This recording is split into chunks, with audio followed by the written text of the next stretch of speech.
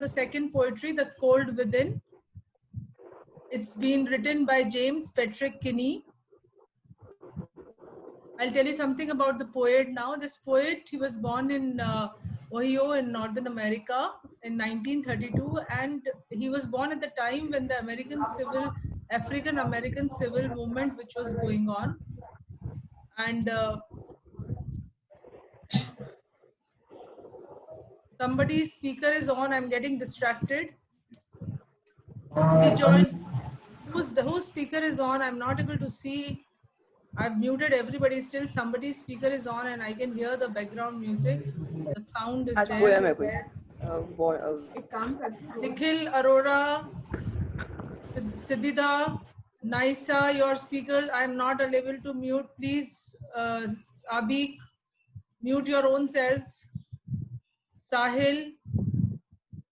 Okay, so he was born in Ohio in Northern America. Then he joined the military, the army. He worked as a teacher, and when he worked as a teacher, that is when his passion towards writing and storytelling developed. And he had a very positive attitude. And at that time, when he became a teacher, he started writing poetry and short stories. And his famous work include The Cold Within, The Secret of Life, The Better World, among others. And he passed away in the recent time in 2007. About this poem, this was written when the American civil rights movement was going on. You must have all studied in history that how the Africans were mistreated by the Americans. There was a lot of racism there, a lot of discrimination, a lot of violence and inhuman discriminatory attitude towards the African. Okay, and this poetry will deal with how bigotry was there, intolerance toward other religion, how racial discrimination is there, and it is in the form of a parable. Parable is a short narrative which also gives in a message. Now the message that we get in this poetry is do not discriminate against each other, and the title itself, The Cold Within, says that the negativities that are there in us, the negativities which are inside us, within us, the cold attitude which we possess, is what this title suggests. It's divided, it comprises of 8 quatrains, means 8 paragraphs, into quarter lines, means 4 lines, and a rhyming scheme is A, B, C, B. The tone, as I said, it's a parable. Parable is a narration, a narrative which is written, and you will feel as if it's a prose. You're listening to a story, and it is a story, a poetry with a message. It gives you a moral lesson at the end, and it's very simple language is used, and it is very fast paced, and you are gripped. You want to know what is going to happen in the second stanza, and it is at the same time it is a serious and interesting. Now, use of simple language is used here, and visual imagery. You will able to visualize each stanza. And the central idea of the poet is it talks about 6 people, 6 human. Now, I want you to always refer to them as 6 human. Why so? Because they talk about a wider range. They do not talk about an individual person or a man or a woman there. They talk about the human race, the a wider range that they have here, and it talks about the discrimination that people have for each other basis of color, religion, economic background. It also has strong emotions of hatred, revenge, and they are not able to think rationally because of all this. The next slide is about, okay, I'll start the poetry now. The first stanza. The first stanza says, 6 humans trapped by happenstance in bleak and bitter cold. Each one possessed a stick of wood, or so the story is told.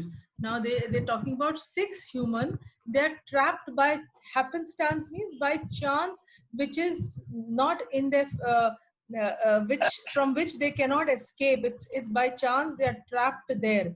The trapped word also says that they are caught there. They have not gone there with their own will, or they have not gone there for a picnic or a party. They are just trapped. 6 humans are trapped by chance in a place which is not uh, from willingly, they have not gone and they have been trapped there, gripped there. And humans is a term which I want you to always refer when you're answering question answers related to this poetry. Do not refer to them as men, women, or people. You will be referring to them as human. Make a mark of this, note it down. Second line says, in bleak and bitter cold. Now, in with these two words, bleak and bitter, these are adjectives which I use, and you can very well understand that it is giving us a visual scenario. You can visualize that it is dark and the cold is not a pleasant cold, it's a bitter cold. It's very, very cold. And these two words are alliteration, bitter and bleak cold. It is giving you a visual imagination that they're stuck in a place which is very dark, very cold, and not a good surrounding, and they are just trapped there by chance. Now, each of them possessed a stick of wood, or so the story is told. Now, all of these people, they have a stick of wood and they are standing around a fire, and they have a stick of wood with them. Now, the stick of wood, I want you to think deeper on that. The stick of wood is also telling us that whatever potential, the resources that they have, the ability that they have something with them. So they are holding on. They have a stick of wood in their hand, or so the story is told. This last line tells us a gives us a hint that this is a story which the poet James Kenny has heard, and he's just trying to retell the story again. So he's saying, I've heard a story where there were six humans who were trapped by chance, and it was bleak, dark, cold, and every one of them had a stick of wood. Okay, so is the first answer clear? It says, and the stick of wood is also symbolic representation of what they possessed. Next stanza. The dying fire in need of logs, but the first one held hers back. For of the faces round the fire, she noticed one was black. So the here it says the dying fire. I told you they have a fire burning in the middle, and they're all standing on this around it. The fire is dying. The fire is dying. Khyati, we'll raise all your questions at the end, Khyati. So he says that the dying fire is in need of logs. So the fire that they have burned, which is burning over there, it's dying now. They need logs. And every one of them had a log. Remember, I told you in the previous stanza, the first one held hers back. So now, mark this, it's a her. She's a lady here. There is a woman. The first lady, the first human is a woman over here. The first one held hers back. Held hers back means, what did she hold back? She held on to her stick of wood. She does not want to give that log into the fire, and she's holding on to her stick of wood. For the faces around the fire, she noticed one was black. And why did she hold her stick back? Because she saw the faces which were around the fire, and in that crowd, she noticed one was black. So, what do you see in this stanza? You see racism there, racist attitude of people, the prejudice against the black. So, the white people had this racist attitude against the white, which is seen over here. The the first woman, she had the stick, but she doesn't want to give it to the fire because she saw there was a black man in there. She doesn't want to help the black. And the dying fire is a personification, and the dying fire also foreshadow. Now, what is foreshadow? Foreshadow is, it's pre-warning us, pre-telling us the fate of the character which is going to come. The fate of the characters are also dying. It's not flourishing, it's dying. And it's a metaphor as well. The dying fire is need of log. Alliteration is marked in the first two lines. And the fire is a symbol of hope. If the fire keeps burning, they have a hope for survival. So the fire is a symbolism over there. Next stanza. The next man looking across the way. The next man is the man who human number 2. So the next man looking across the way saw one not of his church, and could not bring himself to give the fire his stick of birch. The next man looking cross. Looking cross means just looking across the way. So he's just looking across the fire there, and he's amongst that amongst those 6 people, the 6 human, he saw that one of them was not of his church.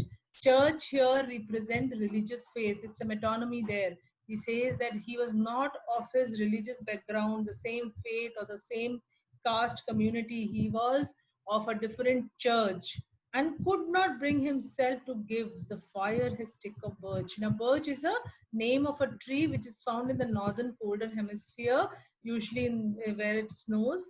And he's just saying this tree, the birch tree's stick he has got, and this person is not able to give his stick because he just saw somebody of a different religion background or a different faith. Now, such people are called bigot.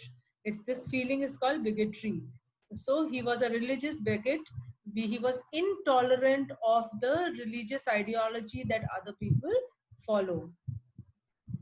Fine, is it clear? So the third stanza shows religious bigot. Now the fourth stanza, which talks about the third man. Now the third one sat in tattered clothes. He gave his coat a hitch. Why should his log be put to use to warm the idle ridge? Now from the first line itself, you can make out the third person. He sat in tattered clothes. Tattered means torn, worn out. Okay, so he's just sitting in tattered clothes. So from these two words, you can make out from tattered that he's a poor man. He's not wearing finery. He doesn't have fine, good clothes. So he's a poor man.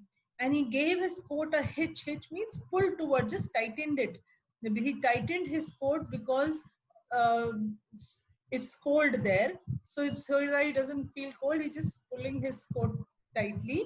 But it's got a deeper symbolic meaning over there that he doesn't want to share and he wants to hold on, close on to all sharing. That is why he's giving his coat a hitch. Why should his log be put to use to warm the idle ridge? So his reason for not sharing the log that he has is because he does not want to warm the ridge, does not want to give the heat, the fire that will be produced to the rich. He doesn't want to help the rich. This stanza shows the discrimination, classism, the difference between the class, rich class and the poor class. It shows a difference there. Okay, how the poor people hate the rich. So this stanza talks about the difference in the class. Next stanza, the rich man just sat back and thought of the wealth he had in store and how to keep what he had earned from the lazy, shiftless poor. Now, this stanza talks about a rich man. The previous one talked about the poor man.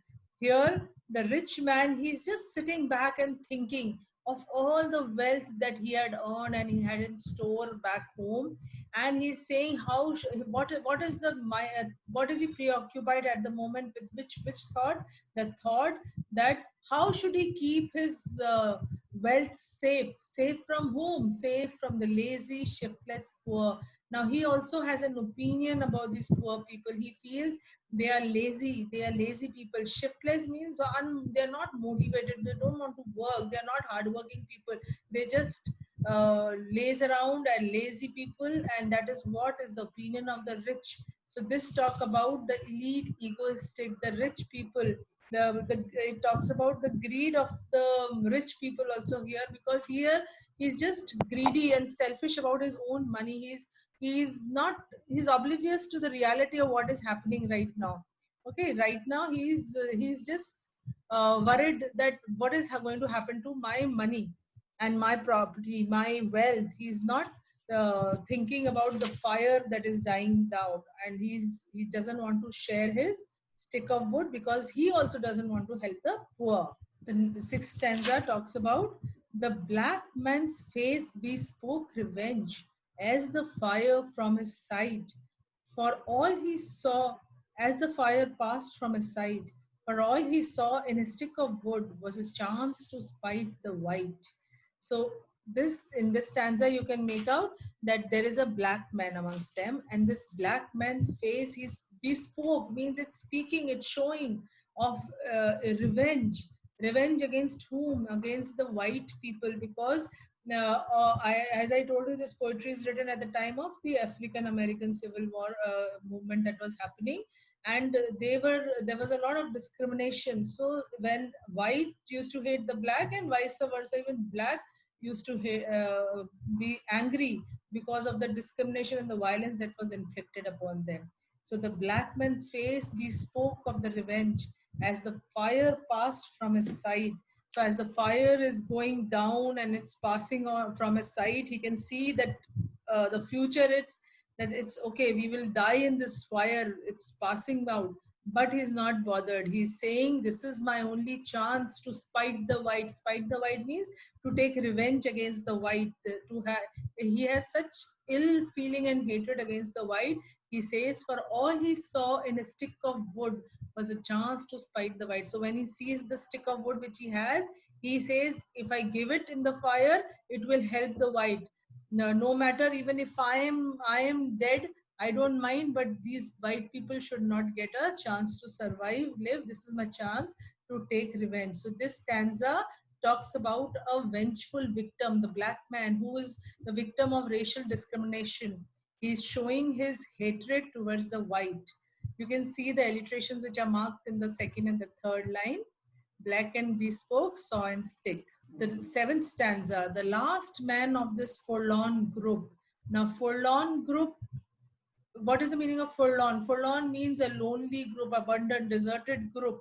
Now, a group is, they both are contradictory. So it is an oxymoron. A group can never be lonely. So it's an oxymoron there. But here, with the word forlorn group, the word forlorn he's also using foreshadowing. He's giving us an idea of what is going to follow. It's telling us this hopeless, lonely group means this is their fate which is going to come. The last man of this forlorn, hopeless, lonely group, he did nothing but to accept for gain. Giving only to those who gave was how he played the game. So this last man of this group, he said he did nothing except for gain, giving only to those who gave. So he had this attitude that I will do nothing for anybody except when I get something, when I gain something. I will give only to those who will give me. So he had this give and take of a relation. He was a person of with no generosity in it. No feeling of helping others. He's kind of selfish. He says, if you do something for me, I will do it. He's in here. He says nobody has given their log of wood. Why should I also give my log of wood? That is how he played the game. So that was how he lived his life. This is how this game of life is a metaphor used here. And he says this is how he lived his life. Played his life is a game of life, that is they're talking about here. So you can see the figure of speech which are marked here for the foreshadowing and metaphor. The last stanza, it says, their logs held tight in death's still hands was proof of human sin. They did not die from the cold without, they died from the cold within. Now, this is a very important stanza and it has got a lot of depth. So we'll see the first line, the logs held tight in death's still hand. So what happens to them? They have not shared their log of wood, and in the fire which was almost dying, it completely died out in the night, and in that cold weather they all died. And when they died, their log was still held tightly in death's still hand. Death's still hand is a personification there. So it's holding on tightly. The bodies are still holding on to the log of wood. It shows that they have not let go of their ill feeling, not let go of the prejudice that they have. So whatever hatred they had for others, they're still holding on, which was a proof of human sin. The sin that they have, the sin means all the negativity that they have, all the ill feelings that they have, it is a proof. They did not die from the cold without, they died from the cold within. So these two lines, very important. This shows irony. It shows that though it was cold outside, but they did not die because of the cold weather outside. They died from the cold within. Now, cold within has got another meaning, which says that in the cold-heartedness that they had, the lack of warmth they had towards humanity, is called the cold within them, the hatred, feeling of hatred, feeling of prejudice, ill feeling, which was there within them. They died because of that feeling rather than because of the cold weather. If they would have given their logs, if they have removed all the hatred against each other, used the log, and they would have survived. I'll just quickly summarize it before I take up your question, children. Now, there is just visualize them that there's the first woman, first human is a woman. Remember it.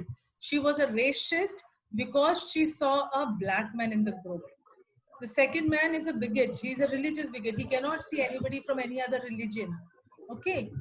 And that's why he didn't give his wood. Third man is a poor man. He hates the rich. He doesn't want to help the rich. The rich person is an egoistic man, thinking only of his wealth, doesn't want to help the poor people. Black man saw a chance to take revenge against the white, so he doesn't give his word. The last is a materialistic man. He just wants to, if somebody helps him, only then he will help others. Now it's summarized in words which will help you to write your answers. If you have a mobile, just take a screenshot, the picture of this screen. If a question comes like the first woman, what was a racial discrimination and what was the reason holding for their logs? So the first woman, racist, she noticed a black person. What I explained just now in the picture, in the pictorial representation, it has been just summarized in a chart manner. The second man, religious intolerance. Third person, victim of classism, means class difference, economic class difference, rich and poor. The fourth was a rich, greedy person. He was a vengeful victim. The fifth one and last one was a materialistic person. Okay, I want to show a video. Just let me see if this works. Okay, the message is clear in this poetry that it talks about there should be about no hatred, no selfishness.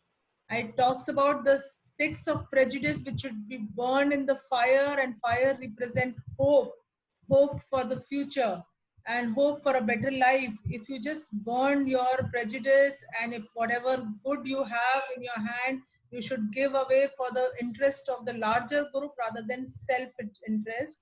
And message is discriminatory attitude and hatred will not take you anywhere. It will just have a doom in the future.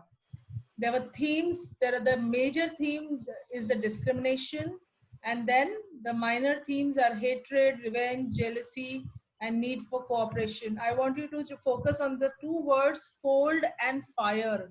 Now, cold has two meaning: the cold weather outside and the cold heartedness of the people, of the individual. They all had some hatred, grudges against the other. Fire also have got two meaning: the fire burning good and the fire of humanity in each of them. So if they would have helped the fire, it signifies that they were good human beings and they were helping each other, and they would have had a better hope of survival. And this poetry was very well critically acclaimed because it depicted the tension in African American civil movement in America, and it has a beautiful use of imagery, fast paced, and people appreciated it as a fine poetry. Okay, thank you, children. I will take up your doubts now. Please let me know if you have your doubts. Yes, Arya Gupta. Yeah, ma'am. No doubts. Ma'am, before this discrimination even started, the fire was already lit, right?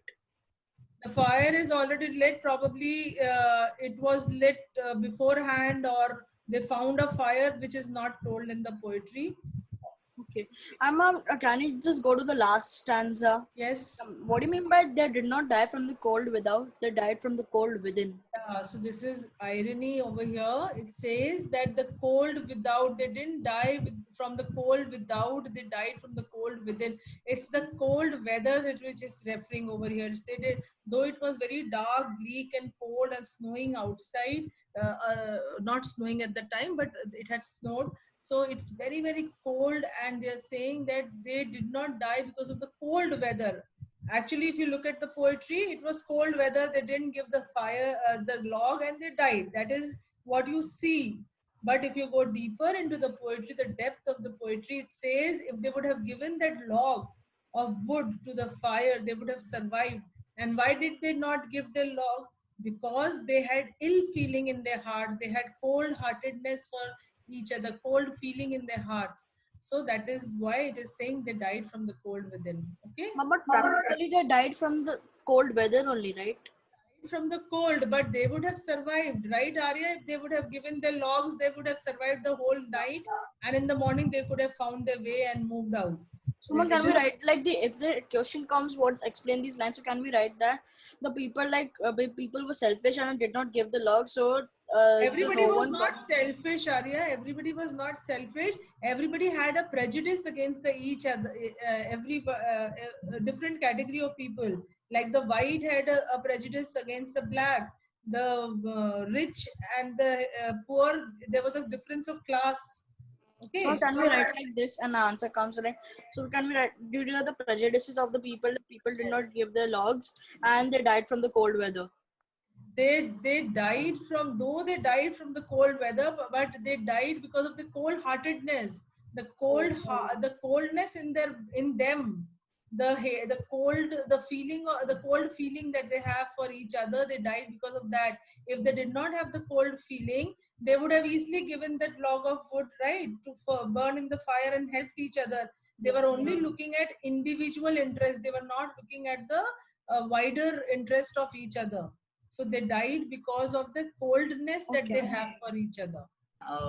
Were they discriminated so much that Yes. Have you not read the history? I think it was there in last year. Africans, we all know how the Africans in America were treated. Till now, South America, some of them feel that the Africans, they were slaves. How they have come at par with them. If you go down into the history in America, and especially till now in South of America, in some places they have they still feel their hatred towards the Africans, that once they were the slaves, how come they are at par or on the same level with us? Okay, so this okay, feeling of racism was very, very strong. Now it has reduced a lot, but still there. okay. Yes, so Vedant. Yes, ma'am.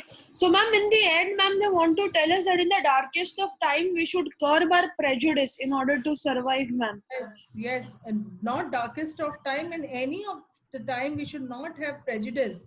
We should not have ill feeling or hatred or negativities for any human being, because all these negative feeling of prejudice will take you where? Nowhere. It's going to leave you to a future which has got no hope. Okay, so you should not have any grudges or prejudice or hatred for anybody, not just in dark times.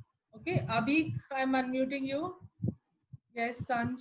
Ma'am, you said something about oxymoron. I didn't understand that.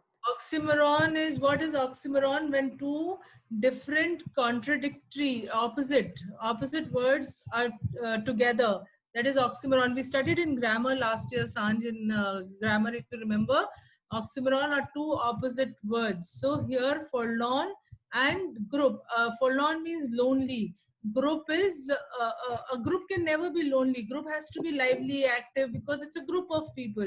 But here, when they said forlorn, it says it's in a lonely group. So it's, they are two opposite words. That's called oxymoron. Those whose queries have been asked, please put your hand down. Otherwise, I'm getting confused. Vedant, Abhi, put your hand down. Arush, yes, Arush. Ma'am, can you go to the third stanza? Which stanza? Third.